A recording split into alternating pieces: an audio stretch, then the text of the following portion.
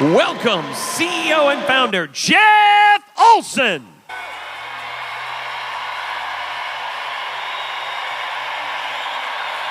Damn. Oh, yeah, you're doing it. Yeah, about time. Boom.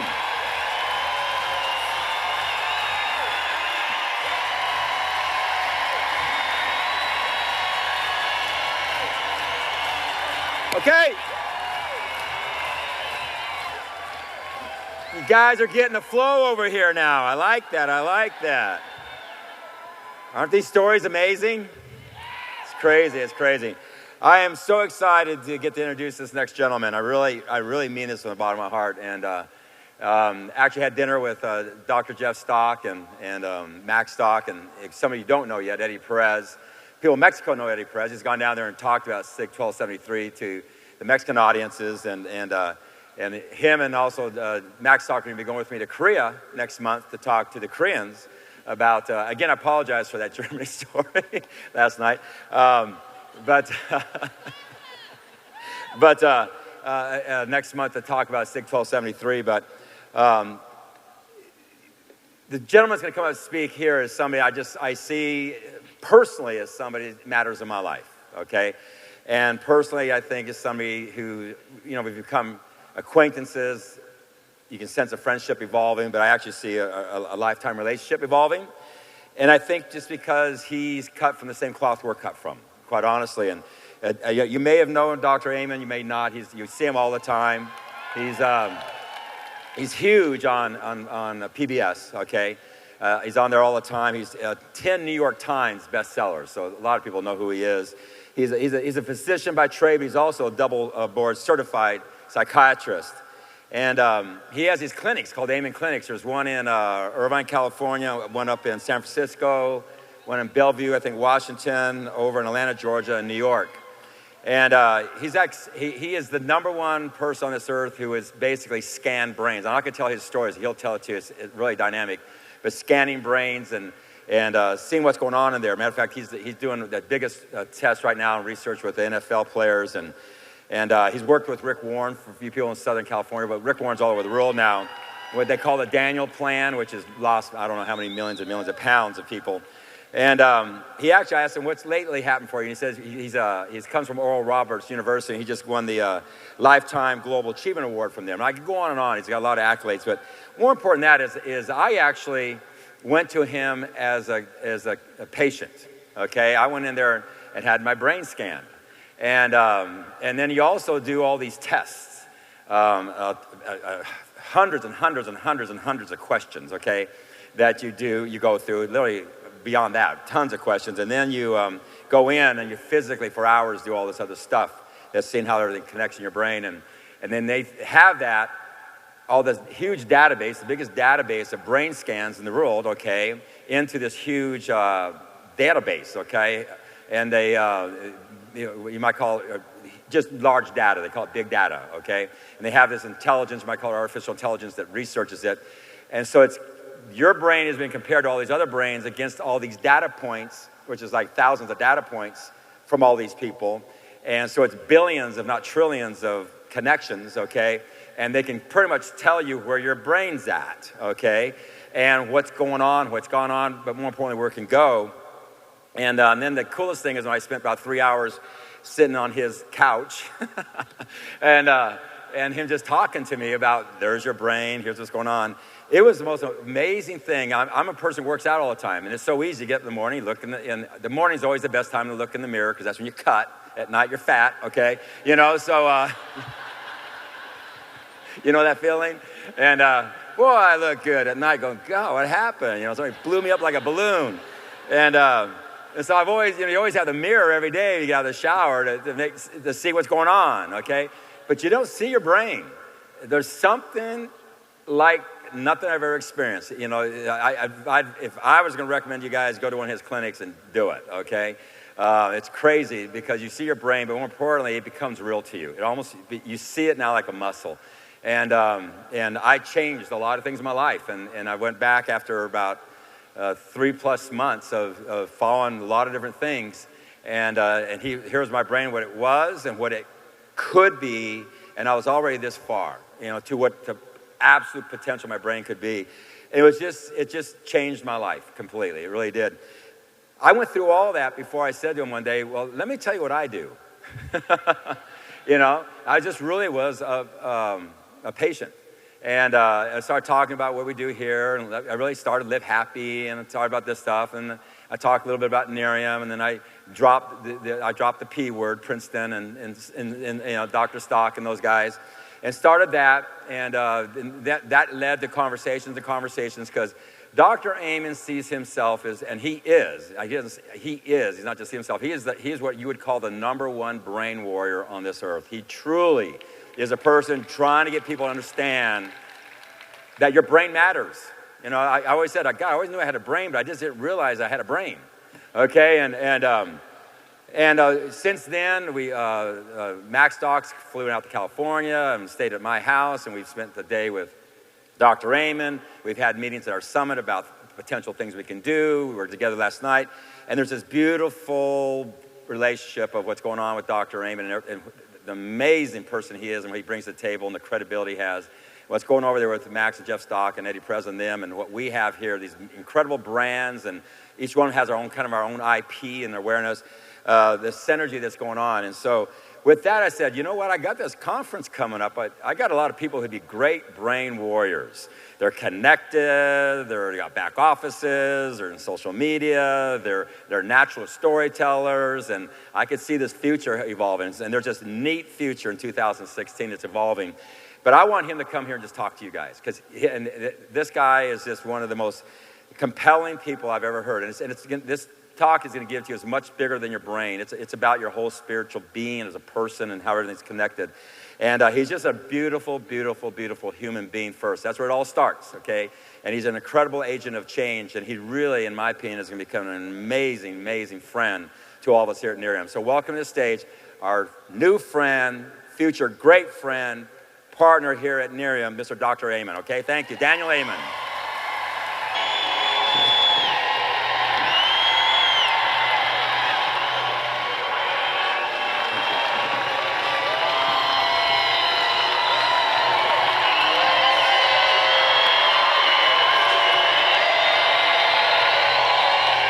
Thank you.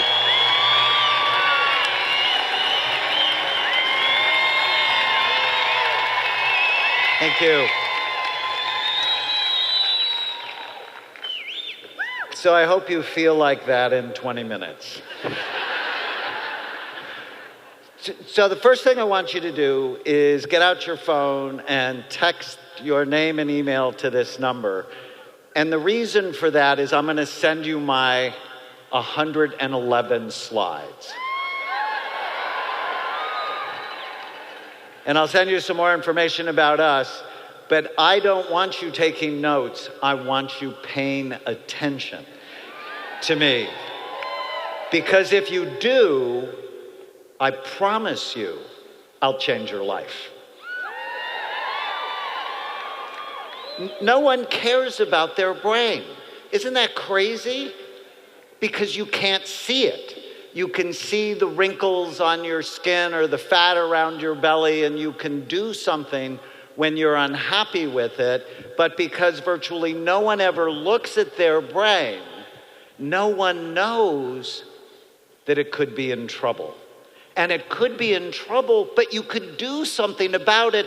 But if you don't know, you don't do anything. So,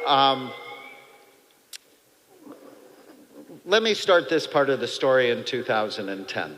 It's August 2010. I had just finished my second book on the connection between physical health and mental health. As Jess said, I'm a psychiatrist. And I was so excited because I'd finished the book. I looked to my wife, Tana, and I said, let's go to church. And so we grabbed our daughter, Chloe, who at the time was 6, and we went to a church near our home in Newport Beach. And I said, Tana, why don't you drop Chloe off at Children's Church? I'll go save us seats.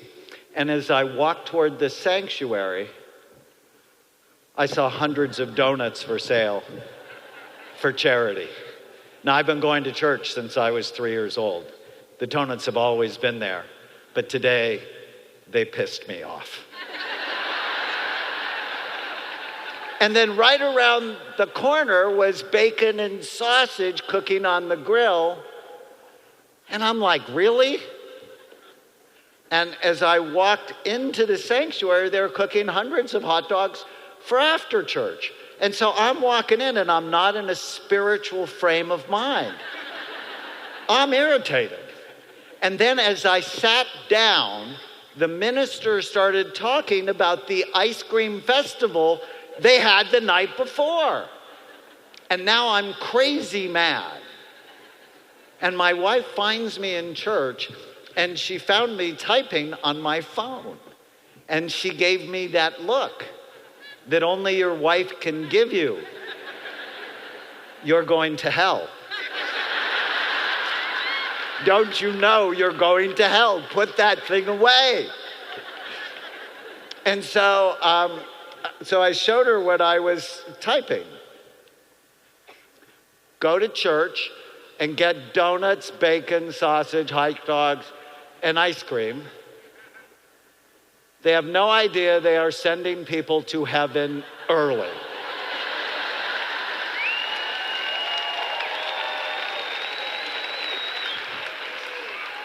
Save them, then kill them.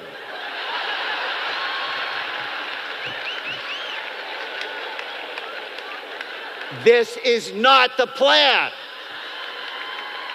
And so you'll find I'm a very passionate person, and I'm furious. And I said a prayer that day in church. I have no idea what the pastor said, not one.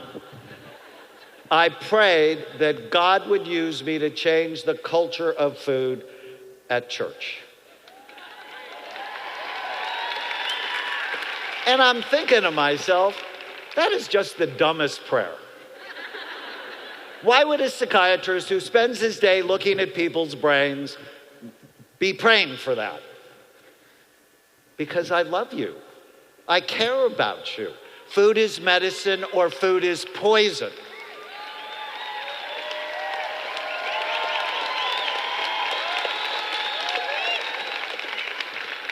And no lie, 2 weeks later, I got a call from Rick Warren. So some of you might know Pastor Warren. He's the author of The Purpose-Driven Life, our generation's best-selling nonfiction book. 36 million copies worldwide. And he's the senior pastor at Saddleback Church. They have 12 campuses around the world. And he's like, Dr. Amen, I'm fat. My church is fat. Will you help me? And I'm like, oh my God, God was paying attention.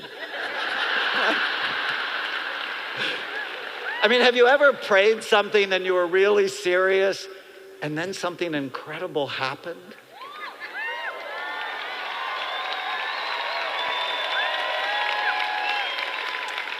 And so I'm on the phone with him and I'm like, you had me from hello?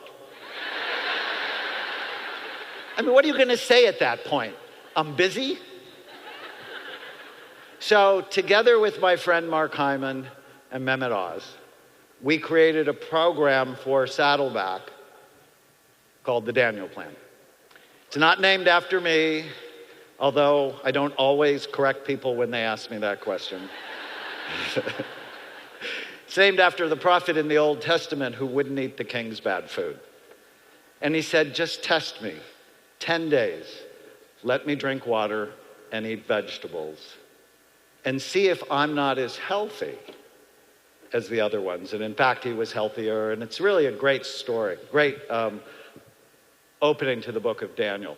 So what we did is it's based on 5 pillars. Faith, which is why do you care? And I'm going to finish my talk today with why do you care? And I'm going to tell you why I care. But you have to know the answer to that question. Why are you on the planet? What is your deepest sense of meaning and purpose? Because if you don't know, you won't be well. You have to know why you're here. I know why I'm here. I want you to know that too. And then it was food, because food is medicine or it's poison. It's fitness. I mean, one of really the fastest ways to get healthy is start walking. Head-to-head studies. Walking like you're late, 45 minutes, 4 to 5 times a week, is equally effective to antidepressant medication for major depression.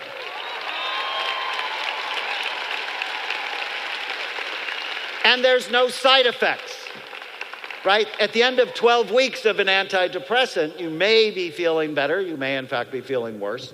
But they often decrease your libido and your ability to have an orgasm. And I think that's a bad thing.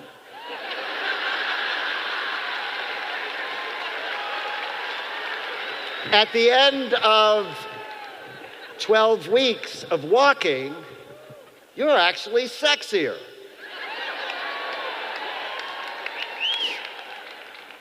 Focus, that's the part I wrote. It's about brain health and not believing every stupid thought you have. We'll talk about that. And friends, we get better together, or we get sick together.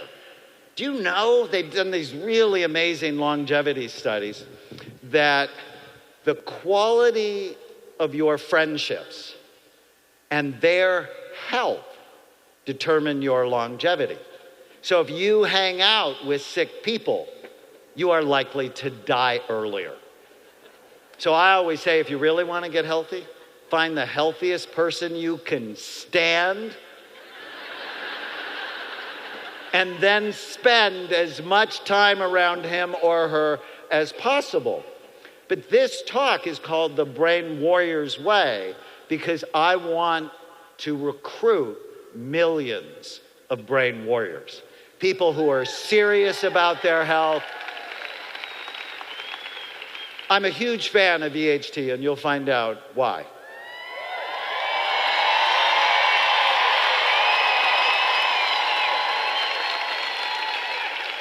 But EHT with a lousy lifestyle is not nearly as effective as if you put the right habits in your life. So you have to ask yourself, do I just want to make money or do I want to change lives? And I'm a huge fan of both for you. All right, so we launched this program. It was January 15th, 2011. The first week, 15,000 people signed up. I'm like, this is going to be fun. The results were spectacular.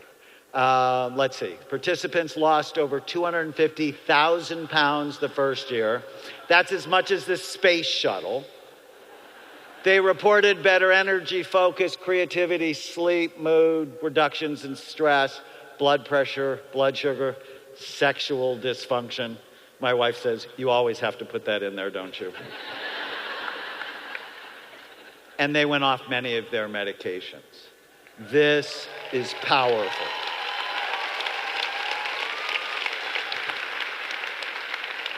But you have to be a warrior. And the reason I use that term is, let's just be really honest with each other. You're in a war for the health of your brain. Everywhere you go, someone is trying to make money by enticing you with bad food that will kill you early. Everywhere you go. I took a first-class plane ticket here. So I'm in first class, and they come by with the nuts. Do you want the nuts? No, thank you. Would you like a drink? No, thank you. Here's this food that's not very healthy. Would you like it? No, thank you. How about ice cream? No. Are you sure you don't want ice cream? No. Are you sure? What part of no are you having trouble with? And then if you just think of the food on the way to the airport, and then when you get to the hotel, I mean, almost everywhere you go, someone is trying, and I didn't say anything about the food around the perimeter here. I didn't say it.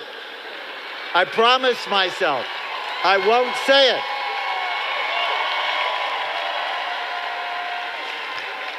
And these companies hire food scientists to hook your brain to want more of things that hurt you. How is that?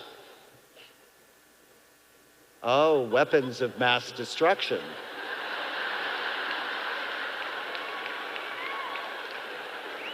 Food-like substances, highly processed, pesticide sprayed. So why don't you want pesticides on your food? I mean, you obviously don't want bugs on your food. But what you don't know is that you have 100 trillion bugs in your intestinal tract. And they're your friends.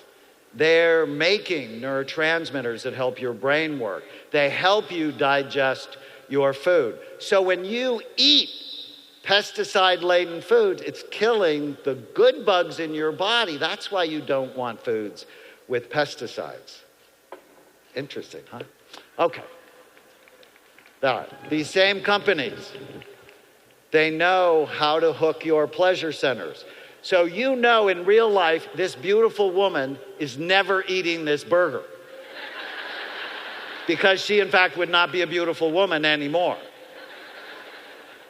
But if you just think of all the Carl's Jr. commercials, right? So you're connecting sexuality with something that's going to hurt you. They know that. They plan that. Some companies like Open Happiness.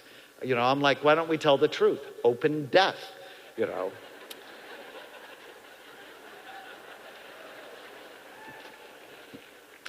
News channels pour toxic images into our minds and make us see fear and disaster around every corner. Jeff actually talks about that we're hardwired for negativity.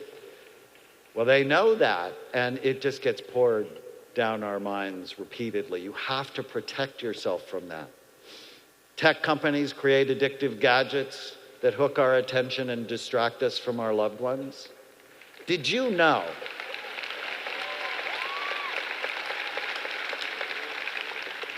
So Microsoft did this study. It was so stinking interesting.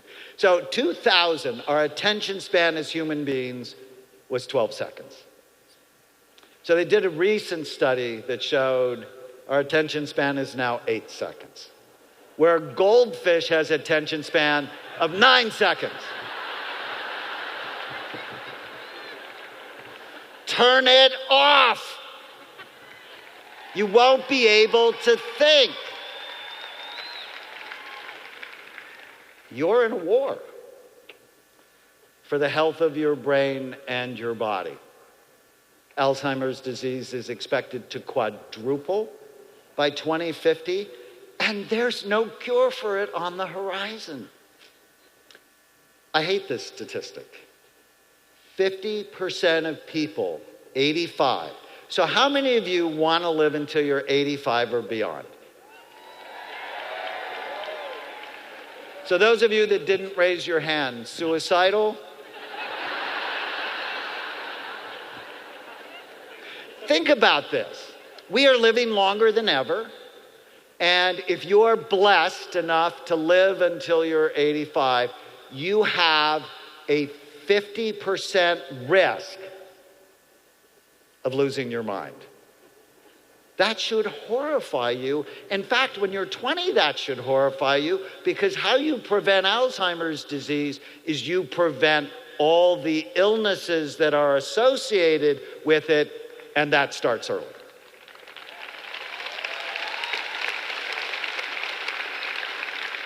One of the truly terrifying things that I learned doing the imaging work I'll tell you about is that Alzheimer's disease actually starts in your brain 30 to 50 years before you have any symptoms. So if you're going to be diagnosed with it at 70, odds are you had changes in your brain, noxious, negative changes in your brain in your 30s or 40s. So this is a woman I diagnosed with Alzheimer's at the age of 59. So these are 2 SPECT scans. That's the study we'll talk about today. SPECT is the study we do at Amen Clinics. It looks at blood flow and activity, looks at how your brain works. The image on the left is a healthy brain, full, even, symmetrical activity. Color doesn't mean anything, it's the shape.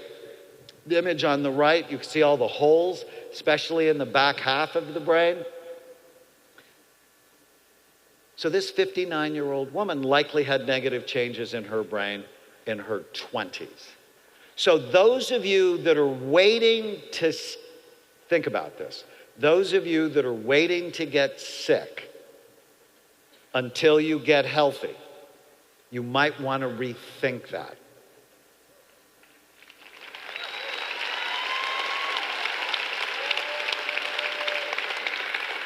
So I saw that it doesn't disturb you, they do not die. But you gotta ask yourself, why the hell are they on a railroad bridge and there's no way out?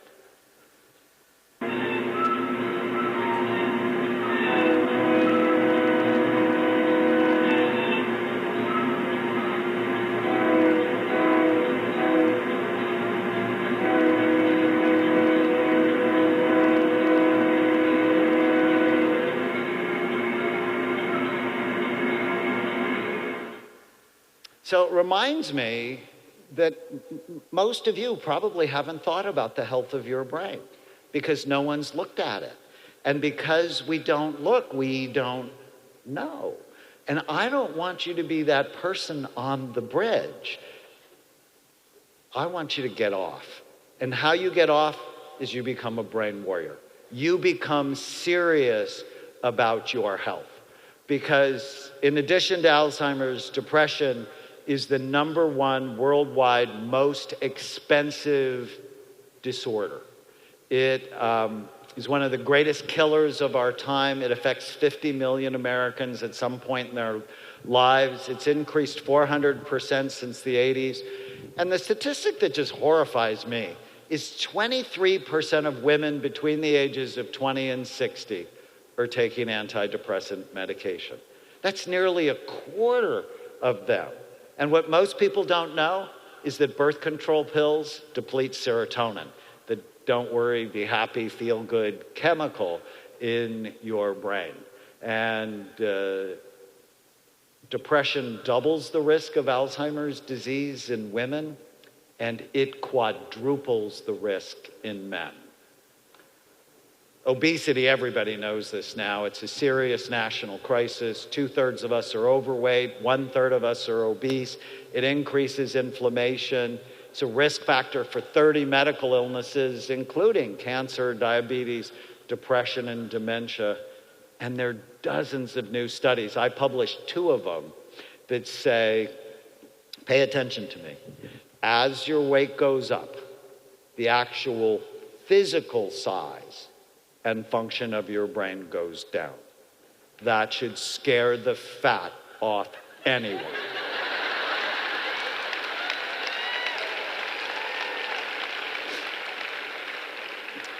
So, I read that first study from the University of Pittsburgh, and I was just horrified by it. In fact, I was so horrified I lost 30 pounds, because I'm never going to purposefully do something to damage my brain, and I was sort of like a little roly-poly. And then I'm on a plane for public television from Chicago to Des Moines, and a very overweight person is in the seat next to me. And I usually don't mind flying on little planes, because when you're little like me, every seat is first class, right? You always have leg room. And but this person was really obese, and half of her body was in my seat. And I got this impulse to reach over and say, you don't want to be a dinosaur. And, because dinosaur is big body, little brain, you're going to become extinct.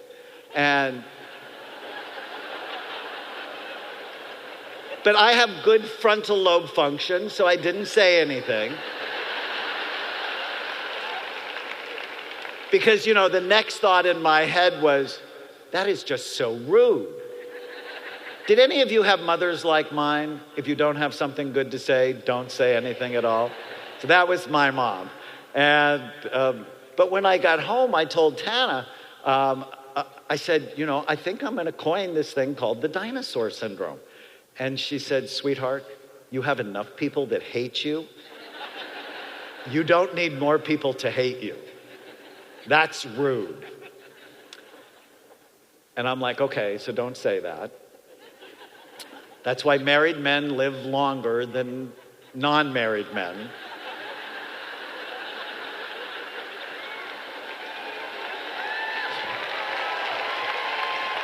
But then, 2 weeks later, I got invited to GNC. So you know GNC. It's a supplement company in Pittsburgh, and they love my work, and they wanted me to do some things with them. And when I get to GNC, their marketing director, so the number 3 person in the company, is morbidly obese. And it irritated me. Now, pay attention to what I'm going to say. If you don't live the message of your company, if you don't live the message of your life, you are a bad messenger. I don't know how else to say that more clearly.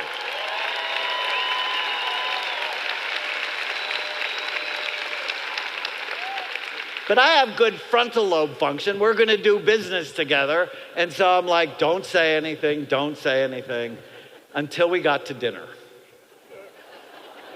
And my wife was there. And when I saw Tom order 2 souffles for dessert, I'm like, Tom, you don't want to be a dinosaur. And then out of nowhere, boom, my wife kicks me. Why? Now, for the women that are here, why do you wear pointy shoes? What is the purpose of pointy shoes? It's to torture your husbands when they misbehave. And she gave me that look, that only your wife can give you. But Tom got engaged. He said, what do you mean? He said, I went to the doctor and my cholesterol was fine. I'm like, Tom, there's studies that suggest as your weight goes up, the size and function of your brain goes down. I said, how old are you? He said, I'm 43. I said, well, you're very successful. Are you done? He said, what do you mean? I said, well, you don't want to be the number 2 person or maybe sometime the number 1 person. Or I said, you're sort of like happy with where things are. And if you slip a little cognitively, it's no big deal, right?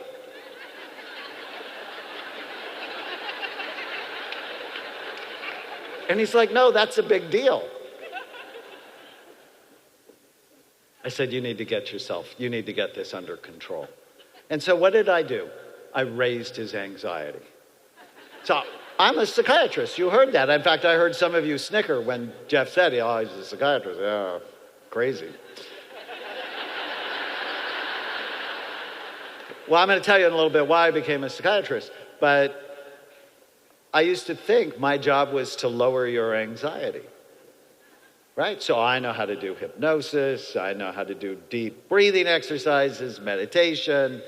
And about 10 years into being a psychiatrist, I realized that's not my job with everybody. Some people, in fact, need more anxiety. I told you about that longevity study.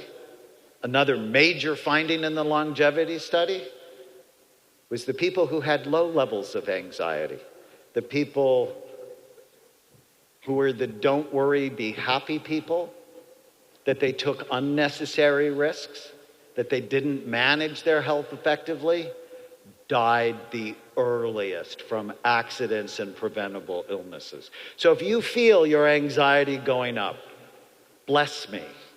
Send a blessing my way, because I'm doing something that's good for you.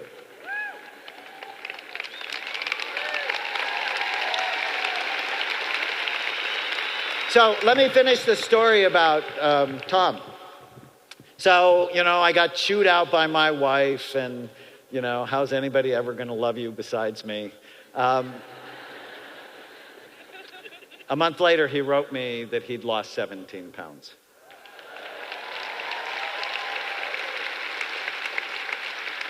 Two years later, he was down 80 pounds. He's the number 2 person where he works.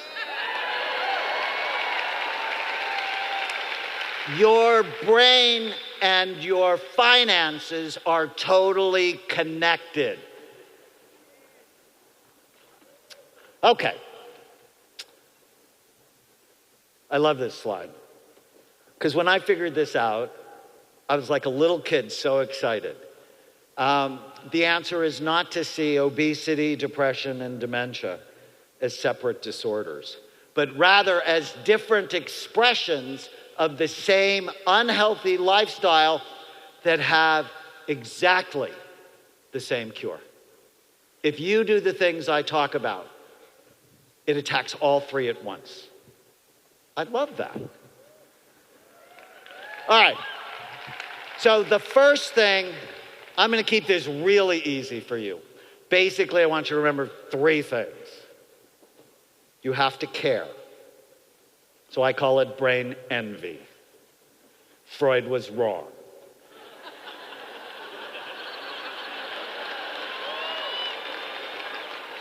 Penis envy is not the cause of most of your problems. He was about 2.5 feet too low in the body. It's what's between your ears that matter. I wrote a book once called The Brain in Love. There was a chapter, no forethought equals no foreplay.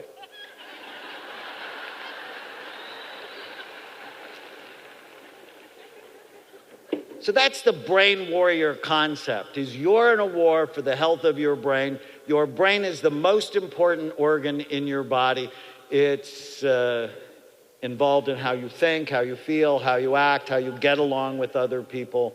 Your brain is the organ of personality, character, intelligence, and every single decision you make. And when you look at your health, odds are it's a sum of all the decisions that you've made. So if you really want to get healthy, it starts here. It's your brain that pushes you away from the table, or it's your brain that gives you permission to do stupid things. Okay, so care, then you want to know what are the things that hurt your brain and stop them and do the right things. So I'm going to fill that out for you. Care, stop, do. I mean, how simple is that? Okay. So let me tell you a little bit about me and my journey to being a brain warrior. I am in the middle of 7 children. Growing up, my dad called me a maverick, and to him, that was not a good thing. But I always find myself pushing against the stupidity in the world. In 1972,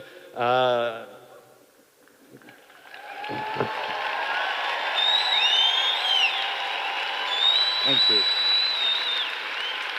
So some of you may be as old as I remember the draft. Well, it was a lottery, basically.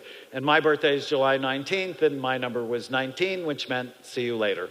And so I went into the military and was trained as an infantry medic.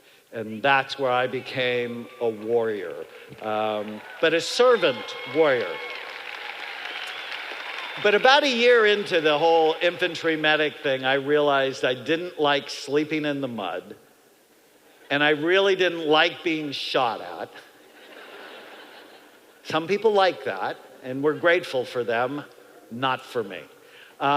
And so I got myself retrained as an X-ray technician. And that's where I developed a passion for medical imaging. As our professors used to say, how do you know unless you look? And so I fell in love with medicine, with imaging, and got out of the military on the GI Bill, went to college, and then I got into medical school at Oral Roberts University. And when I was at ORU, as a second-year medical student, someone I cared deeply about tried to kill herself. And I took her to see a wonderful psychiatrist, and I came to realize that if he helped her, which he did, it would not only help her, but it would ultimately help her children and even her future grandchildren, as they would be shaped by someone who is happier and more stable. I fell in love with psychiatry because I realized it has the potential to change generations of people. And I have loved it every single day since. And you better believe I'm a brain warrior for the health of my patients' brains, because, you know, I take care of really sick people. We've scanned 90 murderers. I've testified in death penalty trials, suicidal people have been abused. It's a war. But I have to get them to be warriors with me. Otherwise, they'll keep hurting themselves and they won't get well. So I said that. 1991, so this is a real pivotal year for me. I started the first Amen clinic in Northern California. And I went to a lecture on brain SPECT imaging. SPECT is a nuclear medicine study that looks at blood flow and activity. So it's sort of odd for me, who loved imaging. I picked a medical specialty that in fact is the only medical specialty that virtually never looked at the organ they treat. Think about that. Cardiologists look, your neurologists look, your gastroenterologists look, every other medical specialty looks. Most psychiatrists guess. You know, they make diagnoses like they did in 1840 when Lincoln was depressed. They talk to you, look at you, look for symptom clusters, and then they diagnose you and treat you. And I thought, well, that's sort of dumb. We should be looking. And so I went to this lecture. I got really excited because imaging plus psychiatry, it's what created a revolution in my life. So over the next 24 years, my colleagues in Amen clinics have now built the world's largest database of brain scans related to behavior. So we've done 115,000 scans on patients from 111 countries. And people around the world, they have depression, they have bipolar disorder, they have ADD, schizophrenia, addiction, and so on. Now, the images just taught me so much. So here are two SPECT scans, healthy one on the left. So SPECT tells us three things: good activity, too little, or too much. So the image on the left, all you're looking at is this shape, and it's looking at blood flow, and we want it to be full, even, and symmetrical. The image on the right is showing us the really active areas in the brain, which are typically in the back, in an area called the cerebellum. So here's what two strokes look like. So you can see the difference, right? This isn't hard. So stroke is where a blood vessel either breaks or clot goes and closes it off, and brain tissue dies. So obviously it's going to then have less blood flow. Alzheimer's disease, where the back half of the brain is deteriorating, traumatic brain injury. And one of the big early lessons I learned was that mild traumatic brain injury ruins people's lives, and nobody knows because they go to see psychiatrists that never look at their brain. And so the NFL actually formed its concussion committee in 1994, but they never sponsored a brain imaging study. So you have to ask yourself if they really wanted to know the answer to the question, which we'll talk about in a little bit. Drug addict brains just looked awful. The real reason not to use drugs, this includes marijuana. I hate to burst your bubble that you think it's good medicine.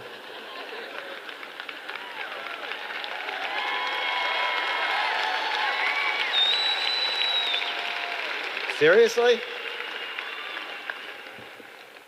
Oh no, this is good for me. It lowers my reaction time, it demotivates me. I can't remember anything, but it's good for me. All right, so when I first started scanning people, I was the director of a psychiatric hospital unit that took care of drug addicts. And so I had all sorts of these scans, and they were so awful. I brought them home to my 4 children and effectively induced anxiety disorders in all 4 of them when it came to drug abuse. So this is what we see with OCD, obsessive compulsive disorder. See, the front part of the brain works so hard, you can't stop thinking. Or this is somebody who has post-traumatic stress disorder. Their emotional brain works way too hard. Okay. So as I started doing imaging, I got really excited And I thought of it this way. A picture is worth 1,000 words, but a map is worth 1,000 pictures. A map tells you where you are and gives you direction on how to get to where you want to go. And so we're doing these very cool maps. And what I got excited about is they changed people's lives. And the first person's life they changed was mine. So I got so excited about the technology, I just scanned everybody I knew. I scanned my mom, and it was so irritating because she had the most beautiful brain. So she was 60, and I'd done enough scans. It was the prettiest brain I'd ever seen. And I looked at her. I said, "Come here." I said, "You've ruined my life." And my mom's a very connected person. She got this little pouty face, and she says, "What are you talking about?" I'm like, "You have a super normal brain? I thought all women would be like you, but you don't have a normal brain. So you ruined my life." And then I scanned myself, and that was my original scan, and it looked awful. It's like bumpy, and it's not healthy, and I'm actually someone who's never done drugs. I just thought that was really stupid. I mean, I like to be in some control of my life. And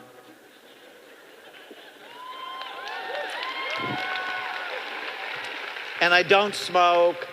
But if you really know what I know now, I had bad brain habits. I didn't sleep more than 4 hours a night because I was busy, was chronically stressed, I overate. Diet soda was like my best friend. And it was just, when I saw my brain, I was horrified. That's where I developed the term brain envy, because I wanted mine to be like my mom's. And so through all the things I'm going to teach you 20 years later, my brain looks healthier, bigger, fatter. And that's not what usually happens. Usually with age, our brain gets less and less and less active. I'll show you in a minute. The scans actually changed everything in my children's lives because, quite honestly, if you dated one of my kids for more than 4 months, I scanned you.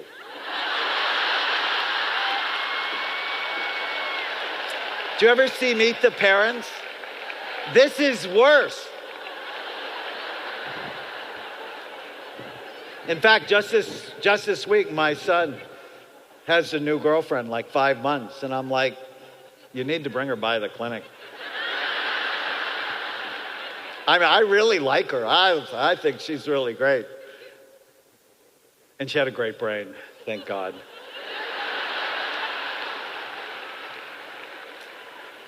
Imaging changed everything in my own love life. I was married for 20 years, and it wasn't good. And so, 15 years ago, I got divorced. And, someone who grew up Catholic, that's a big deal, like a really big deal. And I'm like, if I ever fall in love again, I'm going to see their brain before any other intimate part. And so I met Tana, and she's a neurosurgical ICU nurse, and she loved my work. And I'm like, this is 2 weeks into our relationship. I'm like, what are you doing this afternoon? I said, you haven't been to the clinic. You want to see the clinic? So that's her in the camera. That was her brain. So I married her.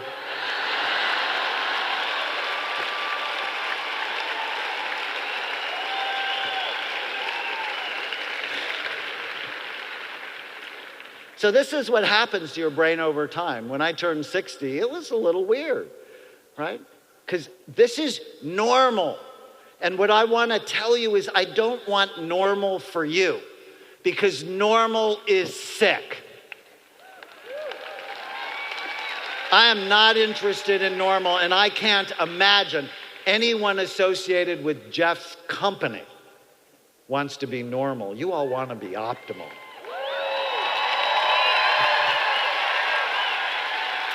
So this is typical A typical 55-year-old brain, you see the wrinkles and holes, sort of like on your face, you have wrinkles and holes. And this is a typical 82-year-old brain. I mean, this looks awful. This is Doris Rapp, who's 82. You do not have to give in to aging.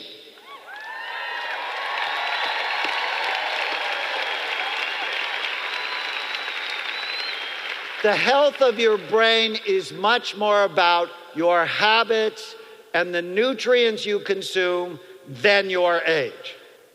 And now that I'm 61, I know I'm in a war. I know it. I see what gravity does to your face, and I've seen what it's done to tens of thousands of brains, and I don't want it, and I have a choice. You have a choice if you're smart.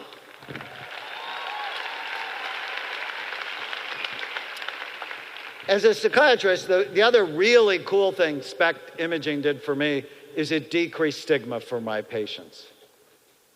They saw their problems now as medical and not moral, so there was less shame and guilt. And what I really loved is it increased forgiveness and compassion from their families. We had nothing else in psychiatry to do that.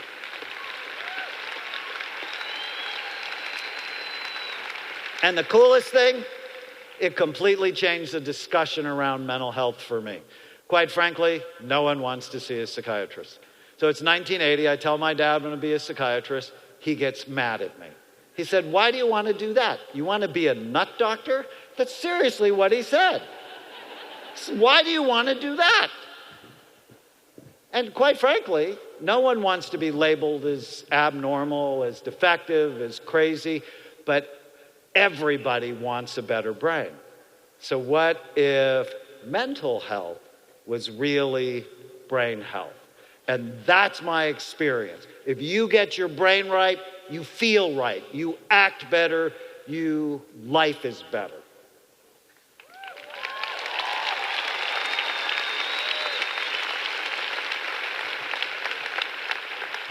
Okay, so I said all of that to get to this slide.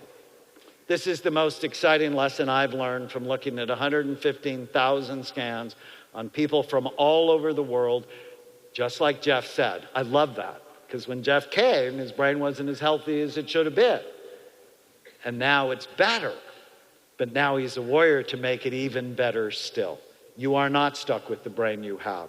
You can make it better, and I can prove it. And I love that. So let's talk about the NFL just for a little bit. Football season started last night, and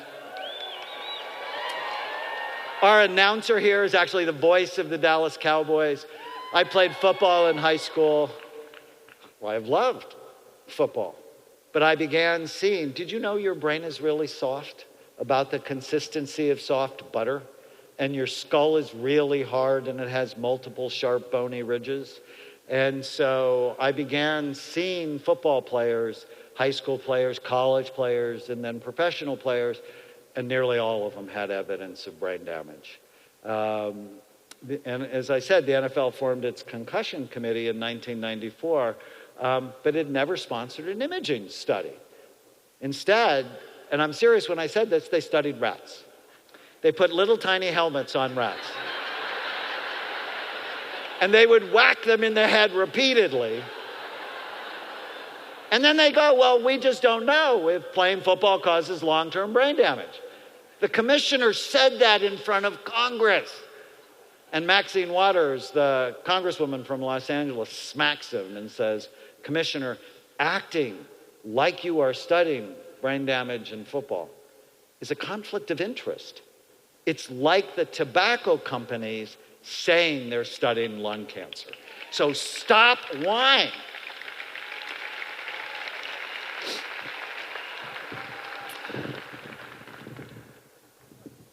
In 2007, Anthony Davis came to my clinic. He's the Hall of Fame running back from USC. He played 8 years in the NFL, and his brain looked very damaged. And on the program I put him on, much like what I'm going to tell you, he got dramatically better. And Anthony is the sweetest, most outgoing person, and he wrote the commissioner a letter who didn't write back, but then he got me to speak at the Retired NFL Players Association.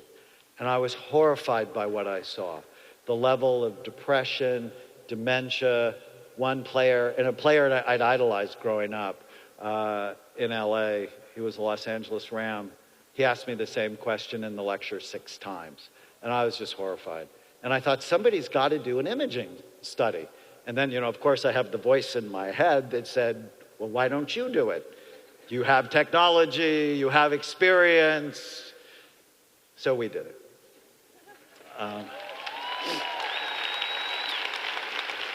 So the problem with the NFL's position, and I'm dead serious when I say this, is if you don't admit you have a problem, you can't do anything to solve it. So, if you have a problem in your life or in your marriage or in your business, the first way to solve it is go, help, I have a problem. So brain damaged players were left without help or hope, and then everybody knows what's happened. We had players like Junior Seau, shoot themselves in the chest so they could donate their brain, or Dave Dewerson, or it's just a nightmare. So we started and did the world's first and largest imaging study. The images changed everything. So here is our first published study on 100 players, and we said, hey, guess what, guys? There's global damage in football players' brains.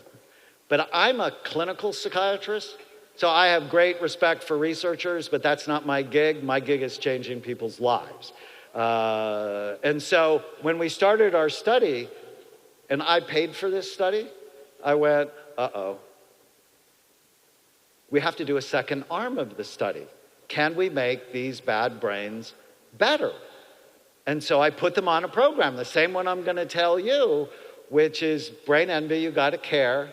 You need to stop doing this. Smoking pot is not going green. One of my players actually said, well, I thought that was going green. Half of our players were obese.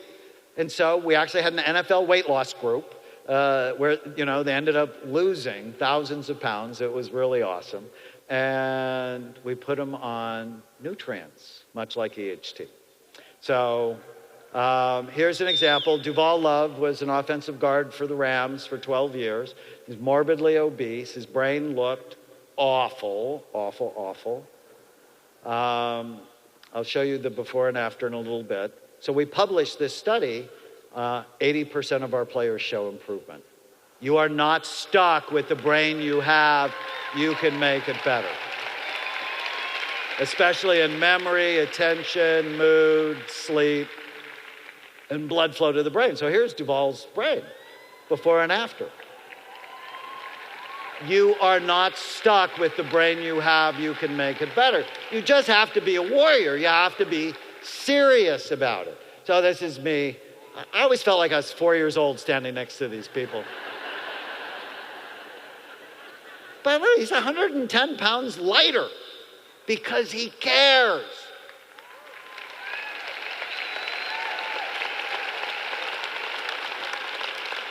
And one of my favorite players, you'll recognize him, Freddie Dreyer, played for the Rams, who was on Hunter. He said, with the treatments, I'd replaced a part of me that had slipped away. Going through the program, I noticed mental energy and thinking speed that he had lost. He was not stuck with what he had. He made it better. So, the most exciting study that came out last year was from a friend of mine, Dale Bredesen from UCLA, where he took 10 people with Alzheimer's disease or mild cognitive impairment. Mild cognitive impairment means you're on your way to Alzheimer's disease. It's more than many senior moments. He put them on the program very much, almost exactly like I'm going to share with you, in 6 months. Now, these are people with mild cognitive impairment or Alzheimer's. People don't think of those people as getting better. In 6 months, 9 of the 10 were better. 6 of them went back to work. You are not stuck with the brain you have. So who wants to be a warrior? Anybody want to be a brain warrior? Do I have any brain warrior leaders here? Because that's what I'm interested in. People that will lead other people to brain health, because then everything else in their life is better. So how do you do it? Here's the answer. Here's the number if you haven't texted to get these awesome slides yet.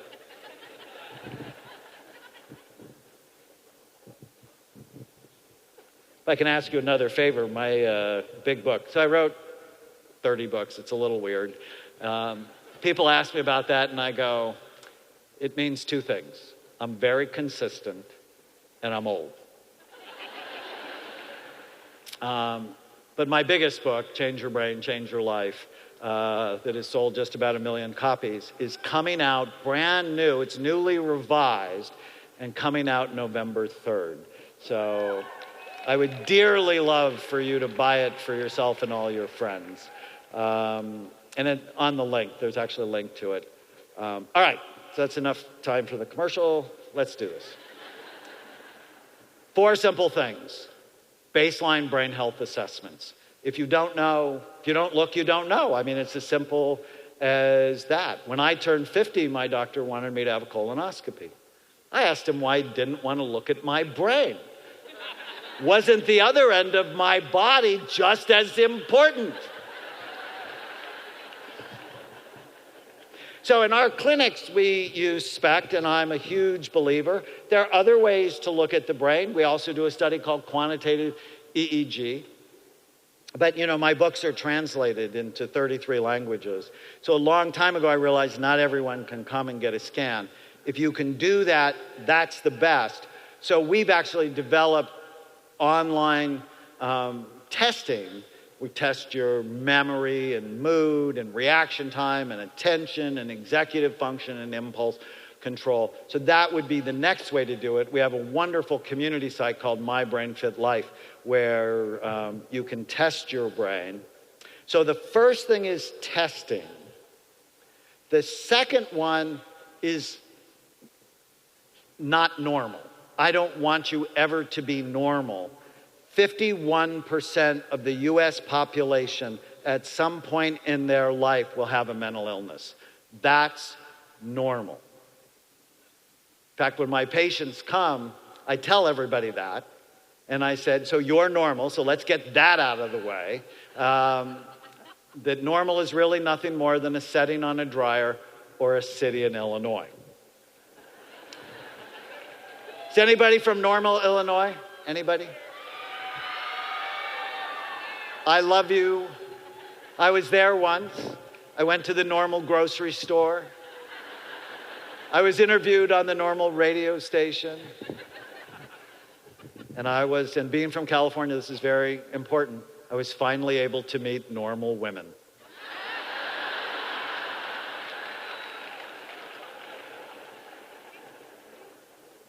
So if you have suffered from an addiction, from ADD, from anxiety, from depression, OCD, bipolar disorder, welcome to normal.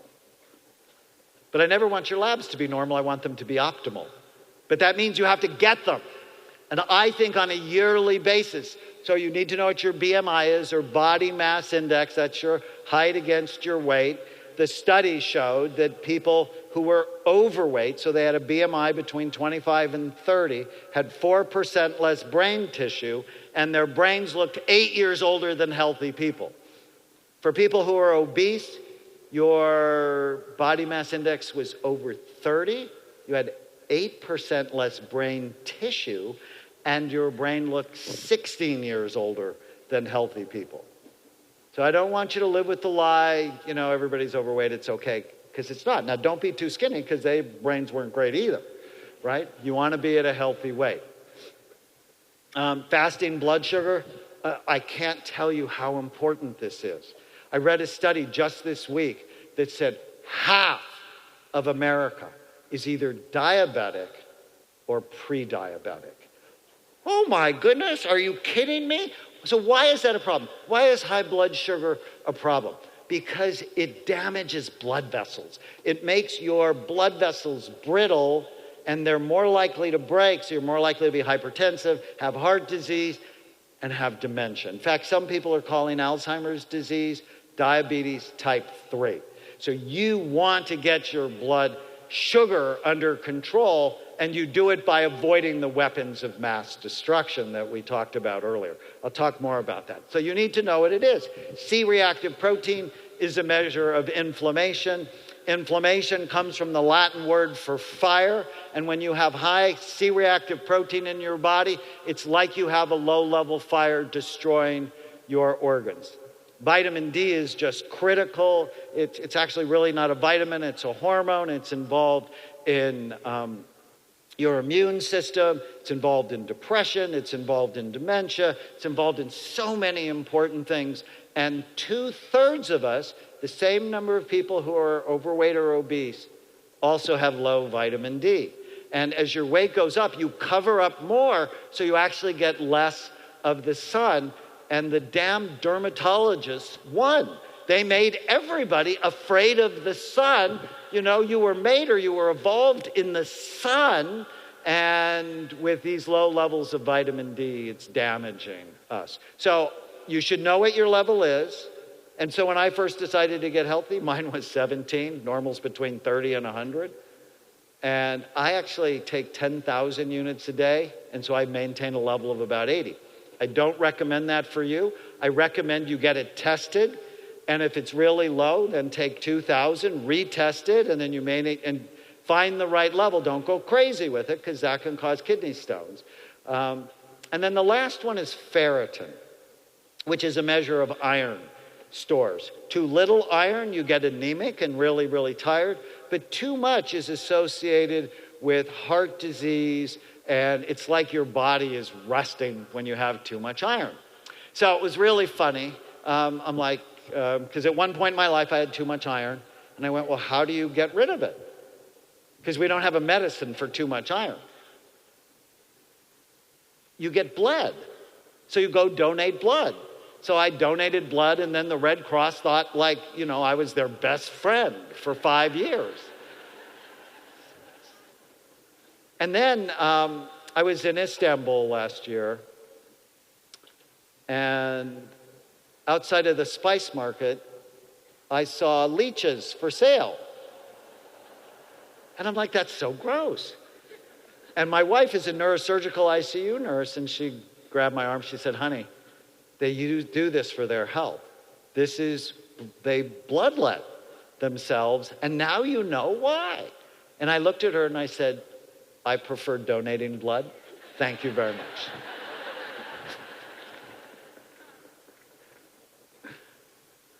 Okay. This next piece is really important. And in Nerium's EHT product, it's not just EHT. And there's a reason for that. And when I went after our NFL group, we didn't do a single mechanism product. Your brain gets sick in multiple ways, so it will get better in multiple ways. So assessment, optimize your numbers, better in multiple ways. So for example, we use omega-3 fatty acids to decrease inflammation and improve your mood.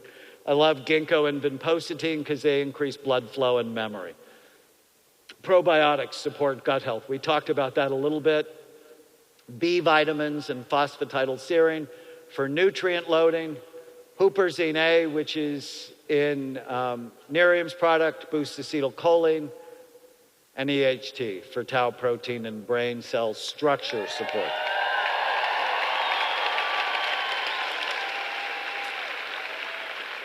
So as I've learned about EHT, I started taking it because I know with my NFL players, some of you may have heard of this thing called CTE, or chronic traumatic encephalopathy, that their dementia is not at all like Alzheimer's disease.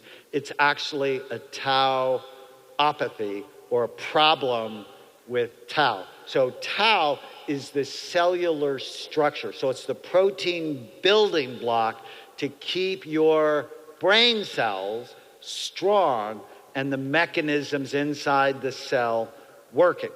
So EHT helps to support that. Funny, it comes from a coffee extract. Okay, another little commercial. This Wednesday, I am on the Dr. Oz show.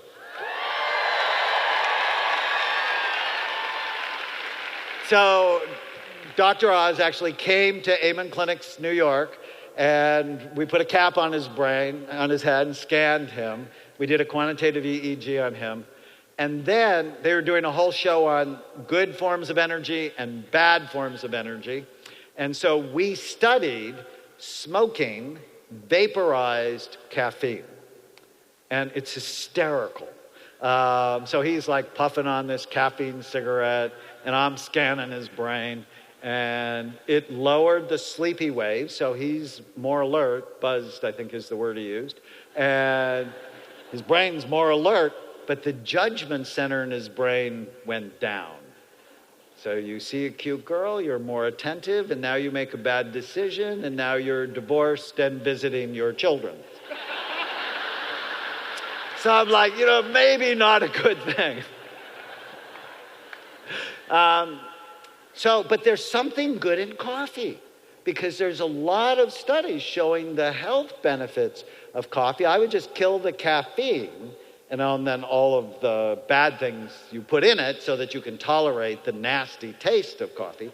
Well, they've actually isolated EHT, which optimizes, Dr. Stock is going to talk about PP2A and how exciting that is, but it keeps your connection strong, supports memory, focus, energy, and your immune system. So it's very exciting, and the Nerium product actually has a number of other nutrients to work in this multiple mechanism approach that I talked about. Okay, step number 4. So number 1 is assess your brain. 2 is optimize, not normalize your brain, because normal is sick, in multiple mechanisms. And the last thing you need to do is know, reduce, and treat your risk for Alzheimer's disease. So I've seen many patients with Alzheimer's disease and many of their family who comes to me and they go, I know I'm at risk. How do I prevent it? You want to know the short answer? You prevent all the illnesses that are associated with it. And the fact is, virtually all of them are preventable.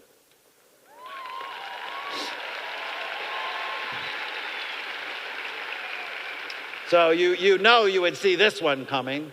Is anybody besides me bothered by all the pregnant men in our society? Deliver the baby. It's not good for you. This is not a good baby. Obesity, diabetes, hypertension, and heart disease all increase your risk. So how do you decrease your risk of these, or how do you treat these in the most effective way? It's diet and exercise. I hate to break it to you, but it really is what you eat. You can reverse type 2 diabetes in a short period of time if you become a brain warrior and you really watch what you put in your mouth. Low thyroid, low testosterone, low estrogen levels, you got to measure them. And, I work with a lot of people who have all 3 of these. And even for women, testosterone is critical because it helps you not only feel strong and sexual, but it also helps your mood and your memory. And then it came to me one day is, testosterone and estrogen drop fairly dramatically in both men, in women, in testosterone in men in their 50s. And I'm like, oh, I know why. That's the Earth's way of getting rid of people who've already had babies. I'm not okay with that. And I wouldn't hope you would be okay with that. And do you know the fastest way to ruin your testosterone level? Eat sugar or foods that turn to sugar. If you get a sugar burst, it drops your testosterone level by 25% nearly immediately. So if you're at the Cheesecake Factory and you share the cheesecake with your husband or your wife, odds are no one is getting dessert when they get home.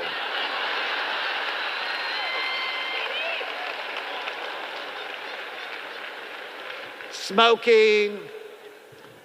I was walking around the building yesterday when nobody recognized me, and I saw a lot of you smoking. Stop that.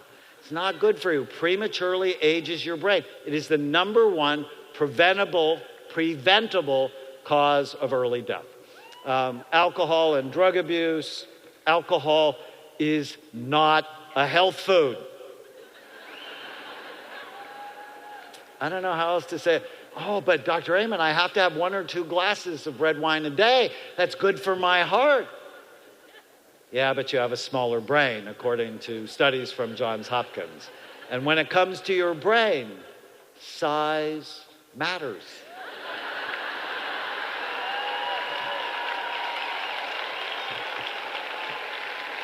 So I like orchids. I just think they're really beautiful. And I'll often have them in my office. And when I'm dealing with an addict, I'll go, you know, if the orchid's struggling because someone's poisoning it, what's the first thing you have to do to get it well? It's like you have to stop poisoning it, right? So if you're struggling with putting things in your body that damage it, it's the first thing to deal with. And I'm going to give you a secret that I give my patients. You have to eat good food consistently over time to break an addiction. Why? Because when blood sugar levels go low, blood flow to your frontal lobes go low and you make more bad decisions. You also have to focus on sleep. We're going to talk about that in just a minute. But if you get less than 7 hours of sleep at night, you're more likely to relapse because brain activity in your frontal lobe goes down. So sleep and diet are critical to breaking an addiction. Sleep apnea. This is so important. And I know a lot of you have actually been diagnosed with it. And some of you hard-headed men, you like try the mask for like 3 nights. I can't get used to it. And you just throw it off. And you're living with sleep apnea, which triples your risk for Alzheimer's disease. Your brain is the most metabolically active organ, I think, in the universe. It just uses a lot of oxygen and a lot of calories. So anything that deprives it of oxygen damages it. And if you snore loudly, if you stop breathing at night, if you're chronically tired during the day, you should go to a sleep lab and get a study. How do you know unless you look? You can't change what you don't measure. Really critical. So this is a scan of one of my patients with sleep apnea. Looks like they have early Alzheimer's disease. Insomnia. So brand new research, really exciting research that shows we didn't know really why you slept, and now we do. Your brain has a special cleaning crew that only activates at night when you sleep. So during the day, your brain is so busy making decisions, the cleaning crew is pretty much off.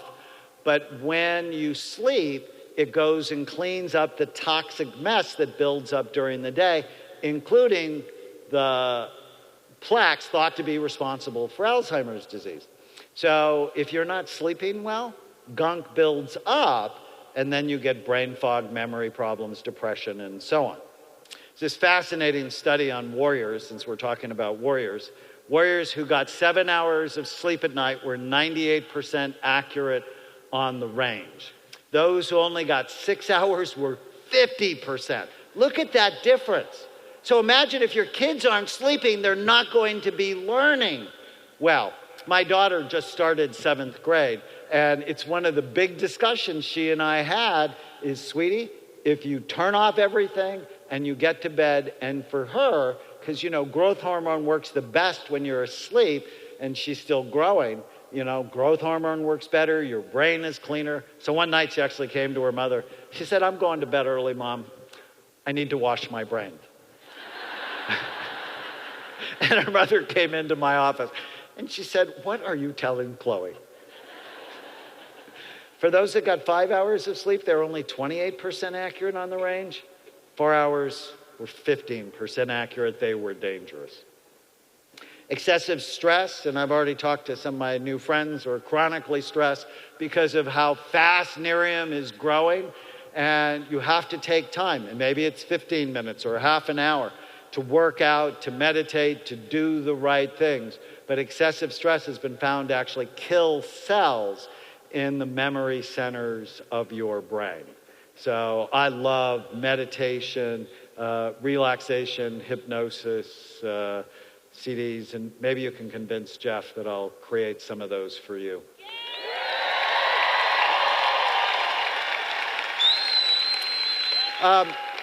Untreated ADD or ADHD is one of my specialties. There's a lot of misinformation about it. It's real, and when left untreated, it ruins people's lives. The hallmark symptoms: short attention span, easily distracted, disorganized, procrastinate, and impulsive. And there's a higher incidence of people who have it, who get divorced, who file for bankruptcy, who go to jail, who lose their jobs. And if you have these symptoms, and not every once in a while, because all of us have them every once in a while, but they've been sort of the story of your life, and your teacher said, he's really smart, but only if he tried harder, or she should not talk so much, that it's really worth getting it assessed and treated. And as far as I know, I think we're the best place in the world to do that. If you exercise less than twice a week, you have an increased risk. Interesting. So how could you immediately eliminate that risk? Anybody have a thought? Exercise more than twice a week? I mean, if you just look at all of these, the prevention plans are really clear. You do not want to be a couch potato. So I have this great story. This is Garrett Howig. He's one of our really awesome psychiatrists. And he's a warrior. I mean, he takes brain health really seriously, works out, he's strong. And then, maybe it's his ADD, went to Hawaii. He jumped into a pool in Hawaii that was infected with a specific bug called leptospirosis and nearly died. He was unconscious. Like 70% of people who get this nearly die. Not nearly die, they're dead, like gone forever. But because he was strong, he was able to get out of the hospital and do what he loves. So I know I went after obesity. I also want to go after frailty. You never want to be frail. The thing, Santana, who is a neurosurgical ICU nurse, said the thing that kills people is frailty. If he would have went into the hospital frail, or even normal, he would not have come out alive. So from an exercise standpoint, I think it's really simple. You should lift weights twice a week. I'm not kidding. You're a girl, you should lift weights. The stronger you are as you age, the less likely you are to get Alzheimer's disease. Muscle burns fat, it increases metabolism. I'm a huge fan, just don't use steroids to get that way. And then walk like you're late 45 minutes, 4 to 5 times a week. So keep it simple. I'm not like a marathon person. Maybe it's because I'm lazy naturally. But it's like way too much stress. Walk like you're late 45 minutes, 4 to 5 times a week. Lift weights twice a week for a half an hour. No new learning and being addicted to gadgets increases your risk for dementia. There's actually a study from Hewlett-Packard showed if you're addicted to your cell phone, over a year you lose 9 IQ points. About the same as if you're smoking pot. And if you're addicted to your gadgets and smoking pot, it's really bad. So new learning is critical to keeping your brain strong. So word games. All right, so let me just say this clear. Just doing crossword puzzles is like going to the gym, doing right bicep curls, and then leaving. You got to work out your whole body, and you have to work out your whole brain. So word games work out the left front language part of the brain, laughter, the right side of your brain, learning a musical instrument, your temporal lobes, and new dance steps or table tennis works out the cerebellum, that busy, active part of your brain. But if you drink when you dance, or play beer pong, that ruins any benefit. The standard American diet is associated with diabetes, cancer, depression, and dementia. So if you're looking at that going, yum, you're not a brain warrior yet. Or maybe you're a brain warrior white belt that just doesn't know quite enough. So here's the short course on healthy nutrition. Calorie smart, so you're not overweight. Whole, fresh, real food filled with colorful vegetables with protein and healthy fat at every meal. Why? Because that'll decrease your appetite. Fat is not the enemy. Sugar is. All right. So people who have a healthy fat-based diet, listen to this. It's crazy. They have 42% less risk of getting Alzheimer's disease. So think of fish, healthy oils, nuts, seeds, avocados. People who have a protein-based diet, 21% less risk of getting Alzheimer's disease. But people who have a carbohydrate-based diet, think bread, pasta, potatoes, rice, fruit juice, and sugar, have a 400% increased risk. Now, if you're smart, you're going to take what I just said, connect it to diabetes and how diabetes causes type 3. And if you get rid of all of those foods, your blood sugar is going to become much more stable and you'll be much less likely to be diagnosed with diabetes. If you had $1 million racehorse, would you ever feed it junk food? Only if you were an idiot. Only if you wanted to lose every race you entered. But aren't you worth so much more?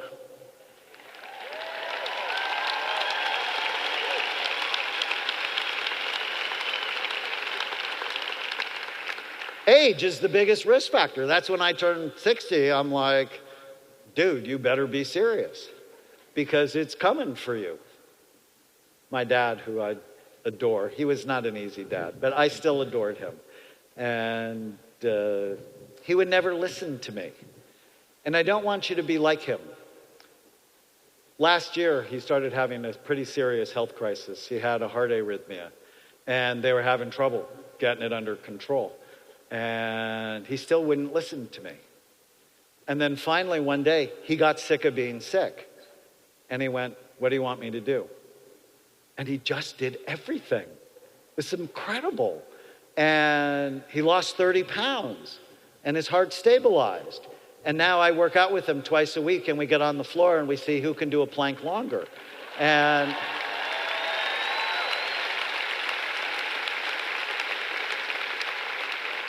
I'm so excited. And he said, but I never thought it would happen to me. And I'm like, what a stupid thing to say. If you have that thought, that's stupid. That is not the sign of a healthy brain because that train is coming for you. Do you want to get off the tracks or do you want to stay and just sort of take your chance? And what's the chance? 50% of you will be diagnosed with Alzheimer's disease by the time you're 85. I don't know about you, I'm off the tracks.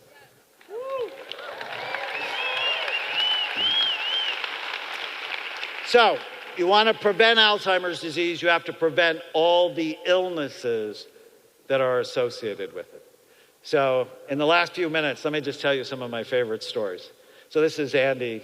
He came to see me from the University of Michigan where I gave a talk on ADD. He brought his daughter, and so she wouldn't feel singled out. He got scanned, and you can notice he's pregnant. Oh. And his brain looked awful. And I'm like, Andy, how much are you drinking? And he said, not much. And I've been a psychiatrist a long time, and I realized I had to ask the follow-up question. What does that mean? Well, 1 or 2 when I get home from work, and 1 or 2 with dinner, and 1 before bed every night. He said, yeah, but it's not a problem. I'm looking at his scan, I'm like, it's a problem. And he had brain envy. And 10 years later, he delivered the baby. It was a long delivery. And his brain aged backwards.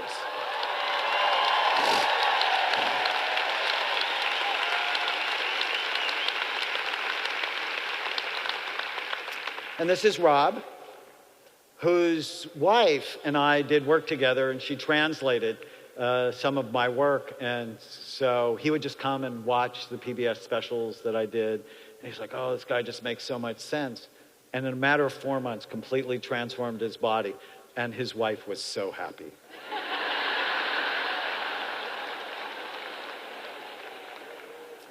And he was remembering things that he said he was sharper mentally than ever before. And this is Mary Ann, who's the Western Regional Director for Franklin Covey. And she felt awful. And at 59, she said, you know, I think maybe my life is just done. Pain, depression, and became a warrior. She read one of my books, became a warrior. And this was her a year later. And she said, for my 60th birthday, I gave myself the present of a fast-acting brain with the wisdom of age. I love that. And then, so who wants to be a warrior?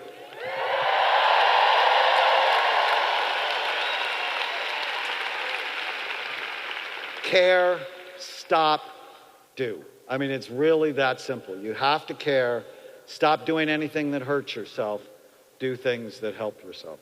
So one of my favorite warrior stories is Steve. Steve Arterburn is a best-selling author. He's a leader in the Christian community. He writes me this crazy email.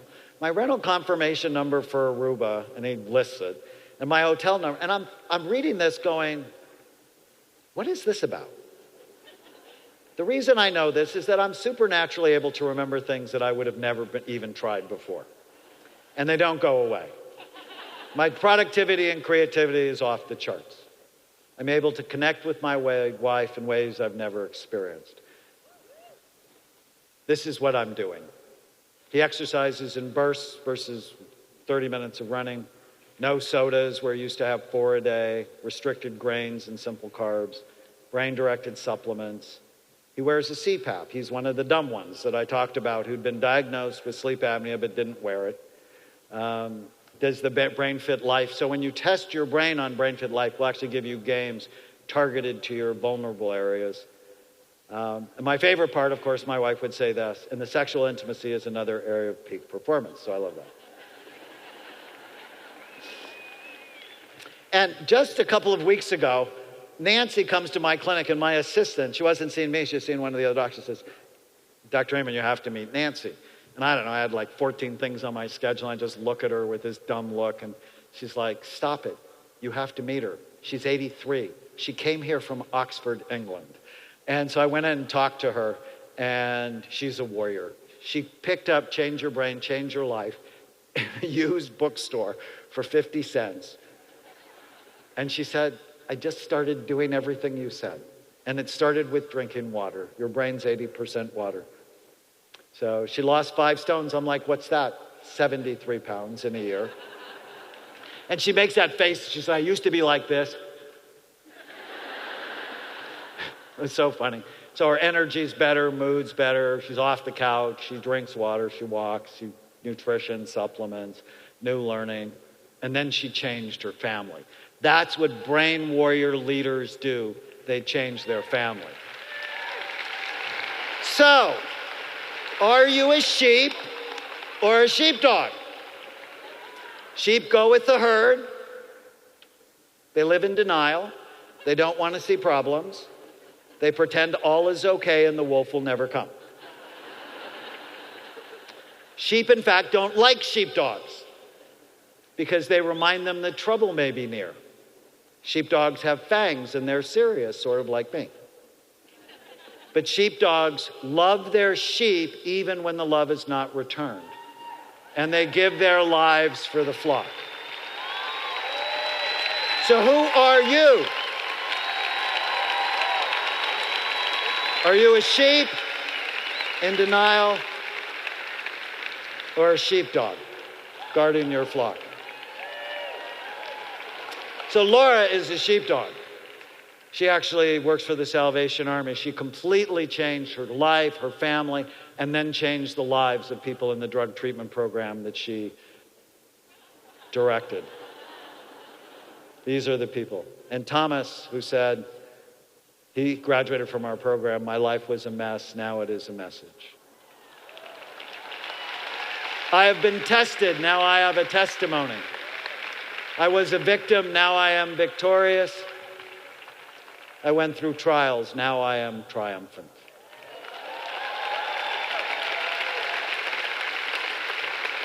Okay, last thing. Write it down. You need to know why you want to do this.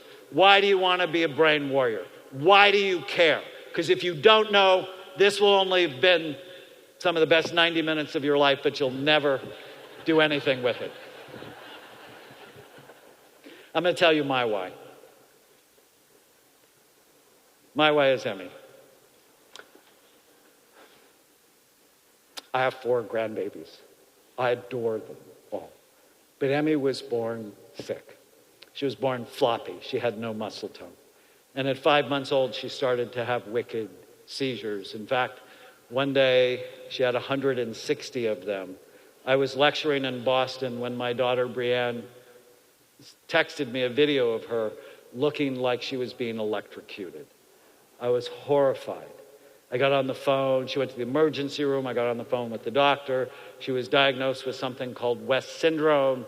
30% of these kids die before the age of 3. Many of them never walk. They're developmentally delayed.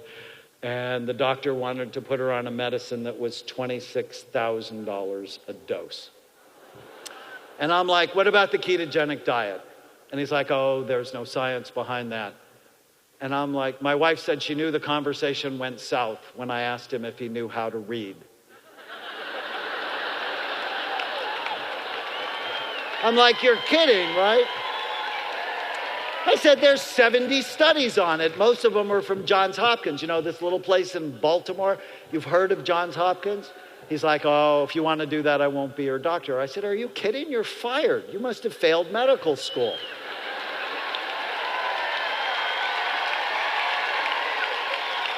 Your job isn't to tell us what to do, it's to give us options. We need options. And anyways, on the ketogenic diet, this is Emmy, walking to preschool.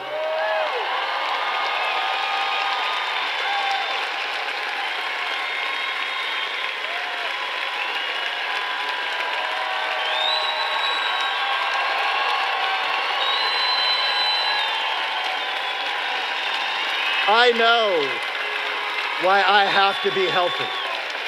I know why I have to be healthy. If I'm healthy, this little girl will have a better life because I'm her sheepdog. Who needs you? Who needs you to have a strong mind and a healthy brain? Who needs you? Because if you don't get into who needs you, then the fast food companies will win. The alcohol companies will win. The gadget companies, the news companies who fill your mind with crap will win. So, who wants to be a sheepdog?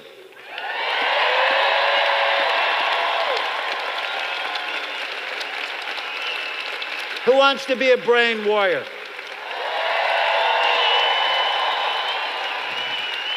Thank you so much.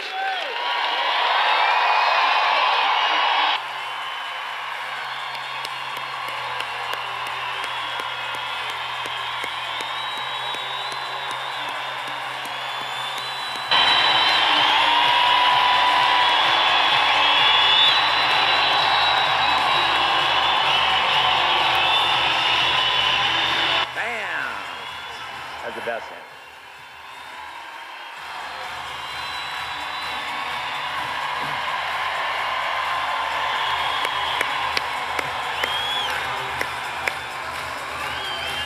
Oh!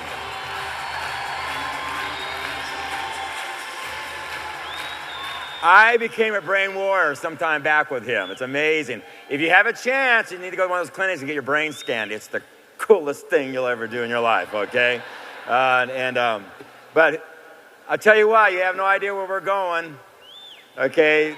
There's a great relationship. I mean, is he not cut from the cloth we're cut from? Okay? We're special, he's special. Two specials create a third more powerful special, right? And so, just thrilled. It's really neat to see the brilliance and the insights and the warrior in him and see what's going over there with Max Stock and Jeff Stock and what's going on with Signum and what they're doing at Princeton. When you think about, Max Stock starting 32 years ago at Princeton, and for the last 20 years, he's the guy that basically found PP2A and started talking about tau and hear what he's talking about tau in the brain, and you see this beautiful marriage coming together. And you guys, we're really on the forefront of something really, really special here. It really is.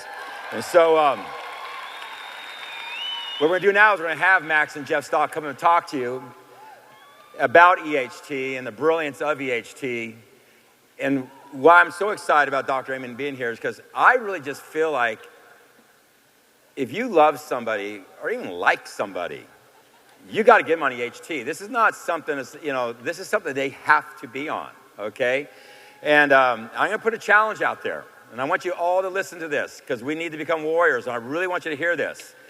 If you take all our active brand partners, these are active brand partners, not past, active, doing volume regularly. Only 1 out of 6 of them are on EHT ADO. So we're not warriors yet. We're very far from it, okay? But we can become warriors because it starts with you. And that's what the message he was trying to get more than anything else is you take care of your brain. When I saw my brain, and I'm healthy, okay? And I saw it, and I saw how good I was in a lot of different parts of the test, but I saw where it was, that was neat. But when I saw where it could be, that was kind of like a dream. And then I started doing things, and I went back in and got it scanned again, and I saw where it had gone to. I went cuckoo. Because then I realized, wow, I could drive this brain to another level, okay? And it's been exhilarating, the combination of VHT and all the different things there, but just started with awareness. Like I talked about with happiness. It just starts with awareness, and it starts with accessibility, and it starts with engaging. And so we're just privileged to have these guys coming together, and I'm really excited to have Jeff Stock, I don't know how many of you really done your research on Jeff Stock, but when you start looking at PP2A and tau, this is the man, okay? And when he comes out of Princeton and when they 20 years worked on this, you got to get that, and patented it at Princeton and assigned it to Signum, and we have it. And we can be the brain warriors that take it to the world. You can only imagine what that means for us. We said we're going to be face, body, and mind. Face, body, and mind. That's the triangle that we're going after for anti-aging. People, we have a beautiful world ahead of us, okay? There's a huge need for somebody that comes along like us that really is going to bring legitimate science, legitimate research, and bring products that really work, and bring products that are underpriced and overvalued, and connect them to our business model and our culture. It's an amazing opportunity to have. So we could not be as fortunate enough to have somebody like Dr. Amen on our side, but also have the relationship with Jeff Stock and Max Stock, but more importantly, have the relationship of Nerium, Jeff Stock, Max Stock, and Dr. Amen together. That's when you have something powerful. So welcome to the stage, the other part of this beautiful, evolving relationship, Jeff and Max Stock from Signum. Please, thank you. Bam.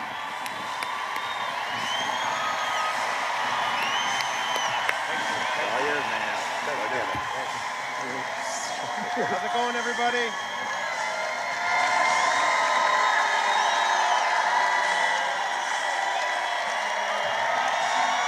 Thank you. What an amazing talk Dr. Amen gave. What an amazing talk, incredible. Certainly everything that we believe in terms of diet and exercise. I'm a brain warrior.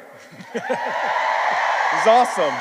We're brain warriors, and it's an amazing thing to start to really take your own life under control and start to eat right, exercise, take care of your loved ones, and a big part of that is taking the right supplements, and that's what I'm here to talk about today. Is EHT. So you guys know who we are. So Jeff's from Princeton, and we both are inventors on this technology. We worked a long time to develop it. Signum, you guys know the Signum story. So today I'm going to talk about EHT. Jeff's going to talk about EHT. And so, again, we focus on brain aging and we focus on skin aging. As Dr. Amen mentioned, if you look at your skin, and there's problems, you're going to have problems other places. So brain and skin are very connected. And at Signum, we're dedicated to both of these. You've heard a lot today from Dr. Amen about all the different causes of brain aging. And those are the things that we focus on. And we look at the molecular mechanisms behind brain aging. So you can do all these things, eating right and exercising. But what we try to do is understand the actual mechanisms behind the problems that you get and actually developing therapeutics to address those problems. And we also, along the way to developing those therapeutics, we patent those therapeutics. And we've licensed those to you guys, to Nerium International. And then you guys bring them to the world. Right.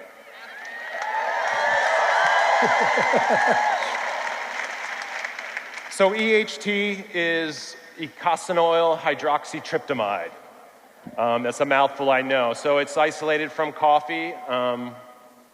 And what we've done is in developing this technology, we've published in a number of different peer-reviewed journals like the Neurobiology of Aging, Neurotherapeutics, Journal of Neuroscience. And we feel that it's so critical in developing nutritional supplements to bring really hard science to bear, right? It's so important when you're talking to healthcare professionals that you have real science behind what you're taking, right? How critical is that? We feel it's so important, and we bring that to bear. We don't really see anybody else really doing that kind of work. It seems like science is really focused on drugs. Science is focused on developing therapeutics for when you're already sick, and that's not what we want. We want to develop things that are going to prevent us from getting sick. As Dr. Amen said, you want to exercise, you want to eat well, and you also want to take nutrients that are going to prevent you from getting sick as you get older. So we discovered EHT at Princeton University. Jeff was studying a key regulatory enzyme, PB2A, and we just serendipitously, we didn't start out that we were going to actually develop a brain health supplement. That's not what we started out with. What we were doing was we were studying a specific protein, and we realized that, hey, this protein regulates this key other protein that is very much involved in neuronal function.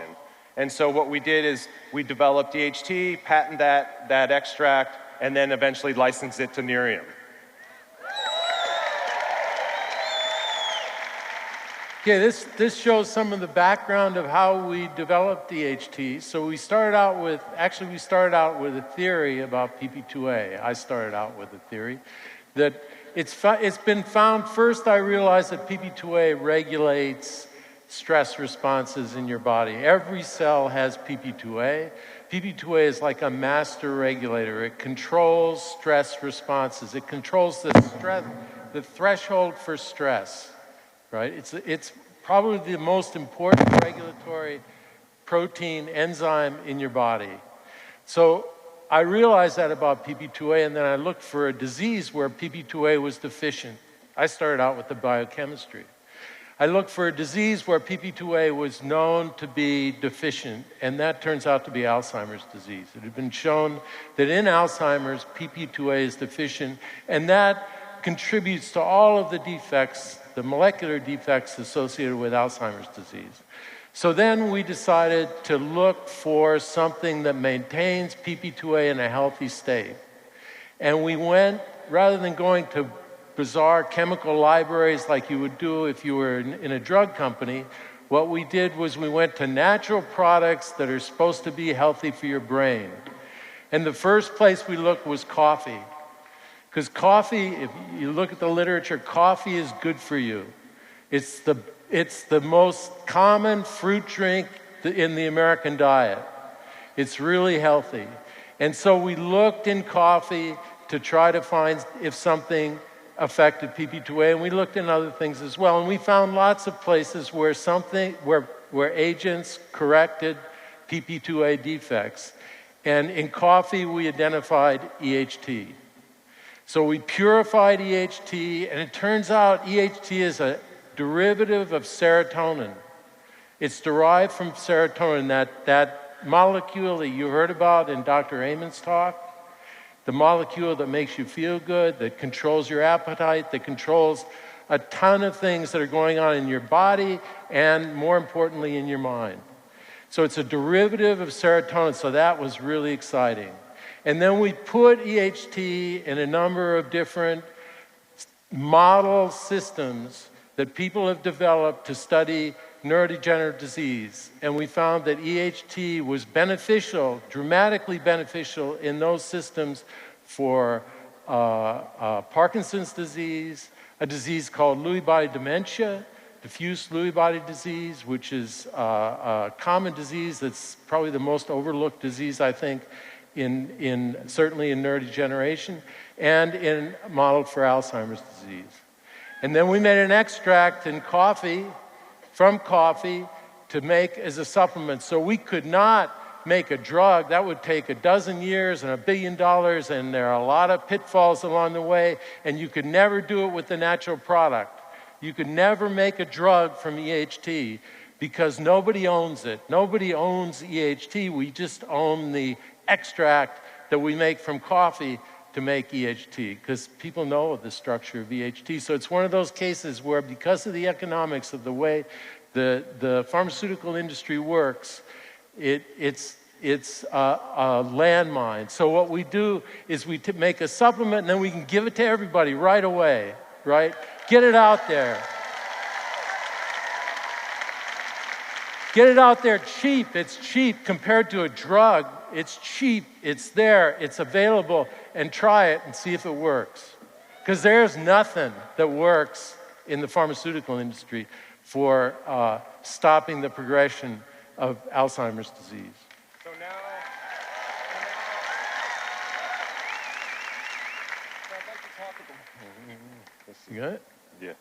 So I'd like to talk about how EHT works, and what we want to focus on are microtubules. So inside every neuron in your brain, there are microtubules, and microtubules act like the conveyor belts. They move around nutrients, they move around mitochondria. They also play a cytoskeletal role. They actually give neurons their structure.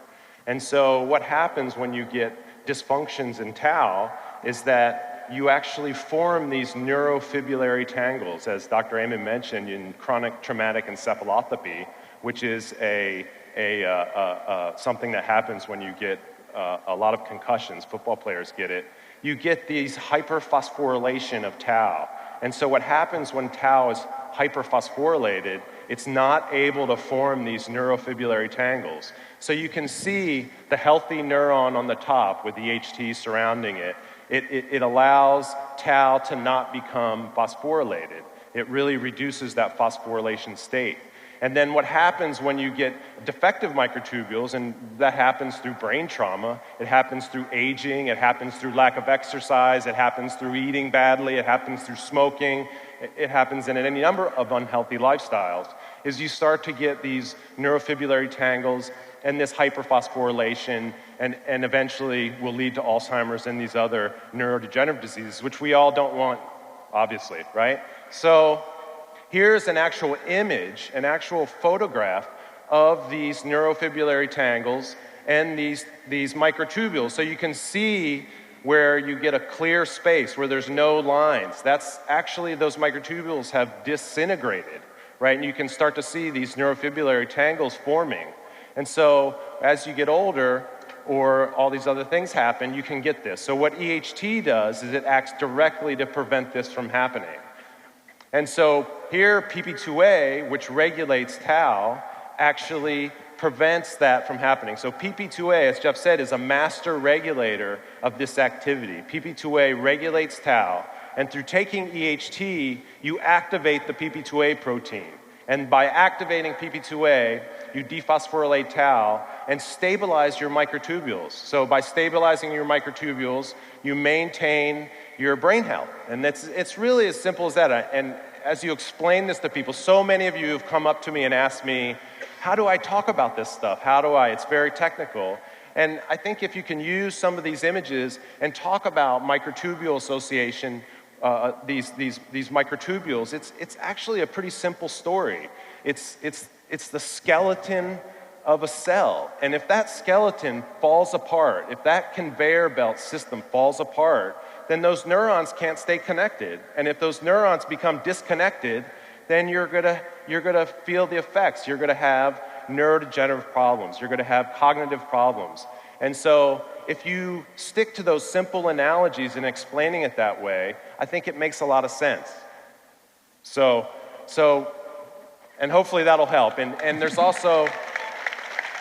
there's different resources that you guys can use in terms of coming to Signum Biosciences site. We have a lot of papers there that specifically talk about PP2A and EHT and tau, and those can also be useful tools, especially when you're dealing with more technical people that might want to argue against what you're trying to tell them. Take them to the site, take them to Signum Biosite, share those really technical papers. Maybe you don't understand those papers, but they will. And I think that's some very, very compelling evidence to convince people that EHT is a good bet to take.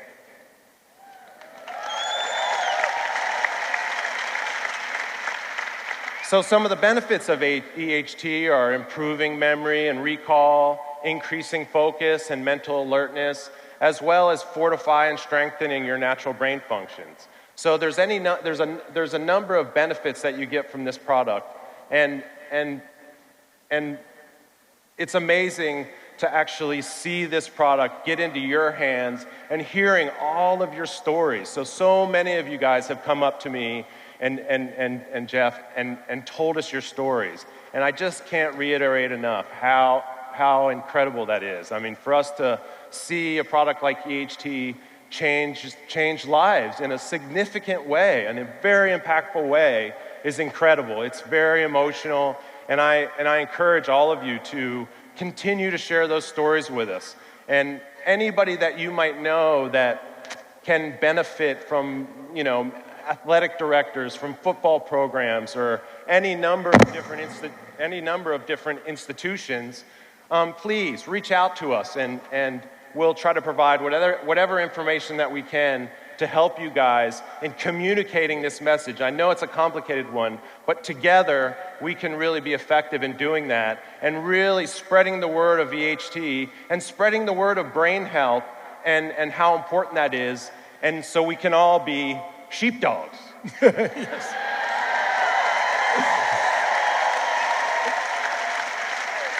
So I'd just like to thank you guys again from Signum and from everybody at Signum. And we've actually interacted with a number of different people at Signum that it's changed their lives. I just wanted to share with you guys, there's a Princeton undergrad, his name's Chuck, and he, a star running back, freshman year, he got a stroke, and he couldn't walk. And, so he had a really slow recovery, and he found CrossFit, and that's how I met him. And we were able to turn him on to EHT and change his life and really help him, as well as somebody else who suffered from traumatic brain injury. He was an electrician, fell down, and we supported him in what he was trying to do and spread the message of brain health. And you can find these individuals on our Facebook page and share their stories as well. So again, it's been amazing to see the impact that EHT has had on a number of lives. It's an amazing experience for us. So at Signum, again, as Jeff mentioned, the triangle. We're developing products for the mind, products for the body, and products for the face. So beauty, mind, and face, really important to you guys, and it's important to us. And we continue to work diligently to develop new products and continue to provide you the support to sell EHT and to spread that message. And it's important to understand that we're not just, EHT goes into your body. It's affecting your mind, it's affecting your body, just like good nutrition affects the whole thing.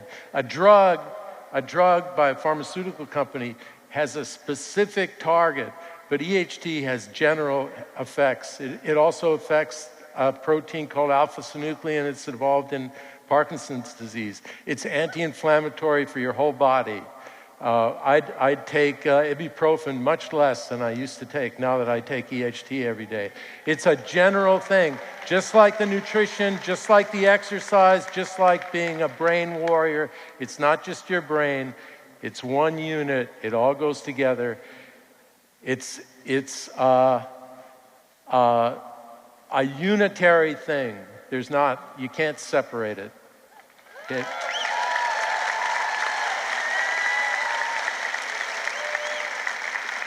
Okay. So thank you guys. We really appreciate everything that you guys have done for Signum and for our team. And as you guys continue to sell EHT and Signum gets more and more resources, we put those resources into the science, develop more products for you guys. So it's an amazing relationship. And hopefully, without a doubt, both companies are going to grow and we're going to take over the whole world, conquer the world with EHT. Thank you. Thank you guys so much. Right. Okay.